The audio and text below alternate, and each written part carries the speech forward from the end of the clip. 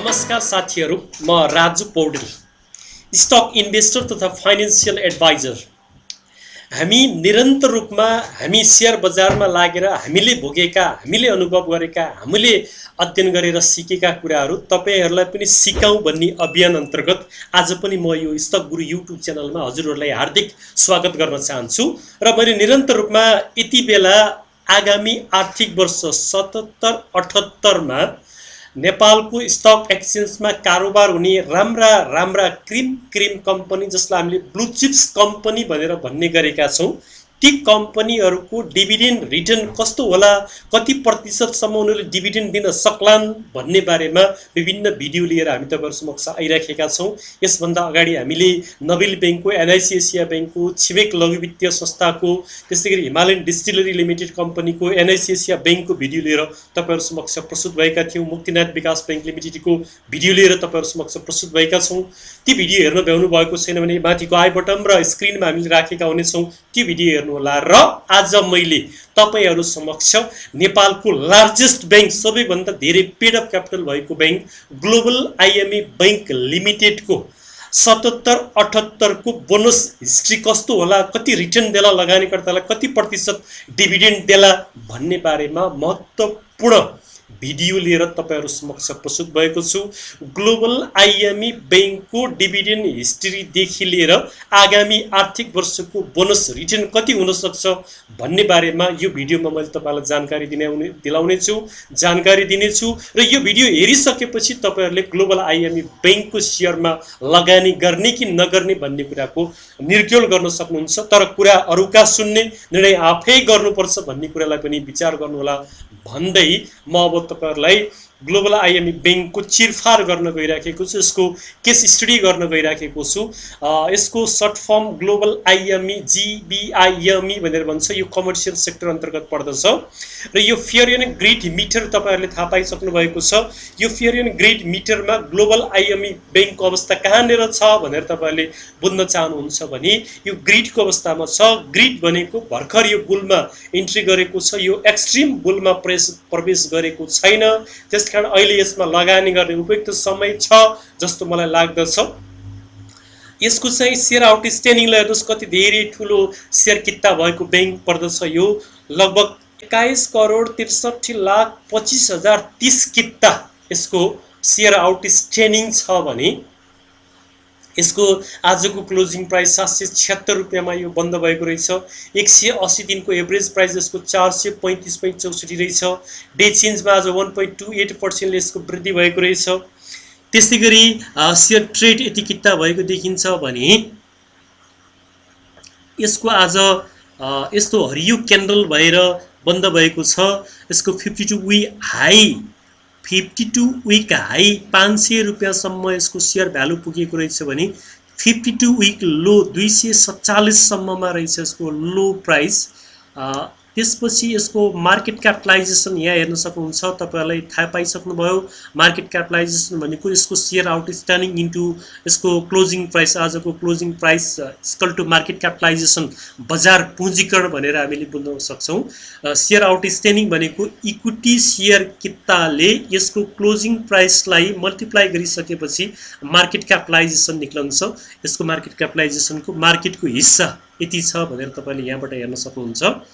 त्यसैगरी यसको paid of capital मैले अगाडि नै भने यो सबैभन्दा ठूलो लार्जेस्ट बैंक हो। ग्लोबल आईएमई बैंक अहिलेसम्म लार्जेस्ट बैंकमा पर्दछ पेड अफ क्यापिटलमा भने अब हिमालयन बैंक र एनआईबी बैंक मर्ज भएर आइसकेपछि एक नम्बर लार्जेस्ट बैंकमा हिमालयन र एनआईबी पर्नेछन्, दोस्रोमा ग्लोबल आईएमई बैंक पर्नेछ जसको पेड अफ क्यापिटल 21,63,25,03,000 भन्दा माथि यसको पेड अफ क्यापिटल देखिन्छ भने रिजर्भ चाहिँ यसको लगभग आधा जस्तो रहेछ, 10,58,24,31,000 यसको रिजर्भ देखिन्छ भने नेट इन्ट्रेस्ट इन्कम यसले थर्ड क्वार्टरसम्म आइपुग्दाखेरि यति इन्ट्रेस्ट इन्कम गर्न सफल भएको रहेछ। कुनै पनि बैंक तथा वित्तीय संस्थाको प्रमुख कमाई भनेकै ब्याज दरको इन्कम हो। ब्याज दरबाट जसले राम्रो कमाउन सक्यो त्यसको नेट प्रॉफिट हाई हुन सक्छ भनेर हामीले बुझ्न सक्छौं।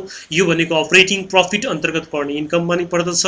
यसको net profit income quarter to क्वार्टरमा -4.01% ले डिक्रिज भएको देखिन्छ भने इयर टु इयरमा तपाईको 11.81% ले इन्क्रिज भएको देखिन्छ। अपरेटिङ इन्कम यसको यति देखिन्छ थर्ड क्वार्टरसम्म आइपुग्दा भने अपरेटिङ प्रॉफिटमा 0.35% ले क्वार्टर टु क्वार्टरमा ग्रोथ गरेको रहेछ भने इयर टु इयरमा 17.11% ले ग्रोथ गरेको रहेछ। प्रॉफिट बिफोर प्रोभिजन को अवस्था यस्तो छ भने यसको 1.14% ले क्वार्टर टु क्वार्टरमा ग्रोथ गरेको रहेछ भने इयर टु इयरमा 16.37% ले ग्रोथ गरेको देखिन्छ भने प्रॉफिट बिफोर प्रोभिजन पछि अपरेटिङ प्रॉफिटमा यसको यस्तो कन्डिसन छ भने अपरेटिङ प्रॉफिट को क्वार्टर टु क्वार्टरमा 3.74% ले इन्क्रिज गरेको छ भने इयर टु इयरमा 52.49% ले इन्क्रिज गरेको देखिन्छ। त्यस्तै गरी नेट प्रॉफिटमा यसले 3,57,82,69,69,000 ले नेट प्रॉफिट आर्जन गर्न सफल भएको रहेछ थर्ड क्वार्टरमा। यो नेट प्रॉफिट भनेको यसको प्रमुख सूचाङ्कमा पर्दछ, सूचकमा पर्दछ। नेट प्रॉफिटमा क्वार्टर टु क्वार्टरमा 3.04% ले इन्क्रिज गरेको रहेछ भने इयर टु इयरमा 54.5% ले इन्क्रिज गर्न सफल भएको देखिन्छ। त्यसै गरी डिस्ट्रिब्युटेबल प्रॉफिटमा यसले 2,56,45,81,000 यसको वितरण योग्य नाफा देखिन्छ भने जुन नाफा क्वार्टर टु क्वार्टरमा 19.39% ले वृद्धि गर्न सफल भएको छ भने इयर टु इयरमा 97.32% ले इन्क्रिज गर्न सफल भएको देखिन्छ। यसरी समग्र यसको ग्रोथ राम्रो छ। एउटा इन्डिकेटरमा मात्रै क्वार्टर टु क्वार्टरमा यसको डिक्रिज छ भने अरु बाँकी इन्डिकेटरमा यो क्वार्टर टु क्वार्टरमा पनि इयर टु इयरमा पनि इन्क्रिजमा छ र यो पेड अप क्यापिटलको आधारमा नम्बर 1 बैंक बन्न सफल भएको छ र यो बैंकले जनता बैंकलाई गाविसकेपछि यो बैंक ज्यादै बलियो भएर अगाडि आउँदैछ। यो नबिललाई टक्कर दिने हैसियतमा पुग्दैछ तर प्राइस भने यसको धेरै तल छ नबिल बैंक भन्दा। त्यसकारण भविष्यको लागि यो बैंक ज्यादै उपयुक्त हुन्छ लगानीको लागि भन्ने मैले भन्न चाहन्छु। तपाईहरुले आफै पनि बुझेर यो शेयरमा यो कम्पनीको शेयरमा लगानी गर्न सक्नुहुन्छ। ईपीएस यसको वार्षिकी ईपीएस 22.05 छ भने यसको वार्षिकी ईपीएस 22.05 छ भने डिस्ट्रिब्युटेबल ईपीएस 15.81 रहेछ। अब हामीले यो वितरण योग्य ईपीएस बाट के भन्न सक्छौं भने यसले आगामी वर्ष 78, 77, 78 मा लगानीकर्ताहरुलाई डिभिडेन्ड कति पर्सेन्ट दिन सक्छ भनेर तपाईहरुले बुझ्न चाहनुहुन्छ भने थर्ड क्वार्टरसम्म आइपुग्दाखेरि यसले अहिलेकै वर्षको रिजर्भबाट दिनियो भने 15.81 अर्थात 16% सम्म यसले डिभिडेन्ड दिन सक्छ भनेर हामीले यो डिस्ट्रिब्युटेबल ईपीएस बाट आकलन गर्न सक्छौं। यसको वितरण योग्य ईपीएस बाटै भोलिका दिनमा यसले लगानीकर्तालाई 16% सम्म डिभिडेन्ड दिन सक्छ भनेर हामीले भन्न सक्छौं। त्यसैगरी बुक भ्यालु 148.92 छ भने आरओई 14.81 छ, पीईजी 1.43 छ, पीबीबी 3.2 छ। यी कुराहरु अब हामीले पहिला पनि भन्दै आइराखेका छौं।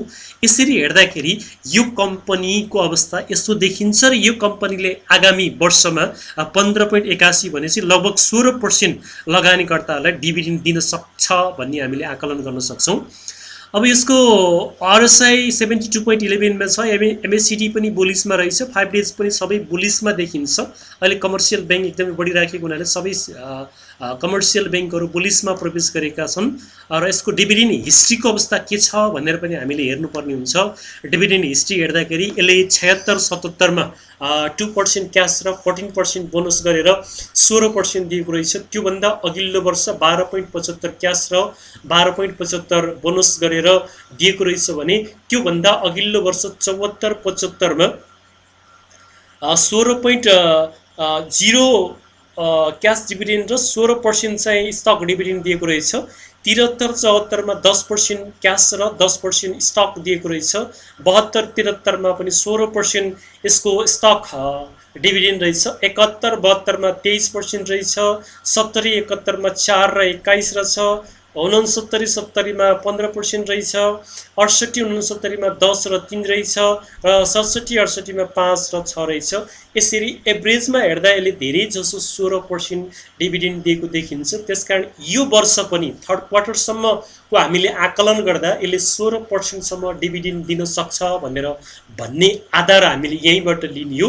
तर यसले विगतको रिजर्भबाट तानेर बढी डिभिडेन्ड दिन पनि सक्छ। फोर्थ क्वार्टरसम्म आइपुग्दा राम्रो रिपोर्ट प्रस्तुत गरेर यो डिस्ट्रिब्युटेड इपिएस इन्क्रिज गरेर डिभिडेन्ड बढाउन पनि सक्छ। हामीले थर्ड क्वार्टरलाई मात्रै आधार मान्दा अथवा थर्ड क्वार्टरसम्मलाई मात्रै आधार मान्दा यसले कम्तीमा पनि लगानीकर्तालाई आगामी 77-78 को डिभिडेन्ड 16% दिन सक्छ भनेर भन्न सक्ने आधार यसलाई मान्न सक्छौं।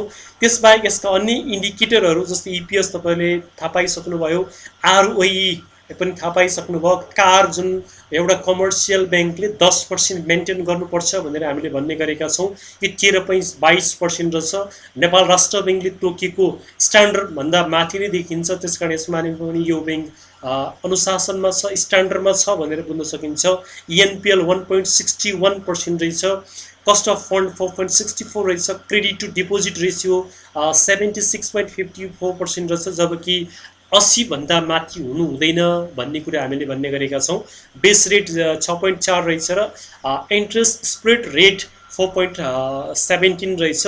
यसरी विभिन्न इन्डिकेटरहरूलाई केलाउँदाखेरि र विगतको डिभिडेन्ड हिस्ट्रीलाई हेर्दाखेरि अध्ययन गर्दाखेरि यसले आगामी वर्ष पनि लगानीकर्तालाई 16 देखि 20 म्याक्सिमम दियो भने 20% नभए 16% सम्म डिभिडेन्ड दिन सक्छ भनेर हामीले यो विभिन्न इन्डिकेटरहरूलाई खास गरी यो वितरण योग्य इपिएसहरूलाई आधार मानेर र वितरण योग्य प्रफिटलाई आधार मानेर भन्न सक्छौं भन्ने कुराको जानकारी गराउँदै यस्ता महत्त्वपूर्ण भिडियोहरू हेरिसकेपछि आफ्नो वालमा शेयर गर्न नभुल्नुहोला, साथै लाइक र कमेन्ट पनि गर्नुहोला, हामीलाई सकारात्मक फिडब्याक दिनुहोला, ताकि आगामी दिनमा पनि यस्तै प्रकारका भिडियोहरू तपाईहरुलाई शेयर गर्न पाइयोस् भन्दै आजलाई म यो भिडियोबाट बिदा हुन्छु। हस्त नमस्कार, फेरि अर्को भिडियोमा भेटौँला।